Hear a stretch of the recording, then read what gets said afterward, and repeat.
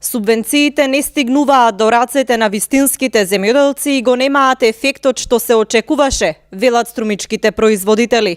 Според нив, милиони евра се слеваат во аграрот повеќе од една деценија, а земјоделците тонат. Значи, тие аномалии државата мора да влезе да ги открие. И може тоа. Ние сме свесни дека нешто што не може држава да ни даде, ако треба по 1000 евра, по 2, не може по 20 во моментот, толку е моќта на силата. Ама тие аномалии мора да ги отклонеме, за да правиме дојден земјоделец да има 3 денара повеќе и да влезат во прави раце, за тоа се борат, ствара, интерес има држава.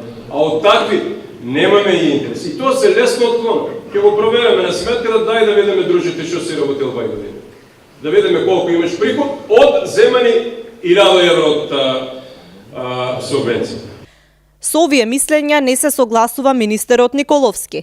Тој вината ја префрла на претходната власт. Долги години биле водени лоши политики и не можело веднаш да се реагира. Значи, стотици мерки се презимаат и тие даваат соодветен резултат со оглед на тоа што може. Но, неопходни се повеќе години, многу голема работа, да се отстранат криминалните политики и погрешните политики кои што биле водени и да се зацрта овој прас. Јас сум убеден и уверен дека политиките во делот на земјоделството, на аграрот, даваат соодветен резултат.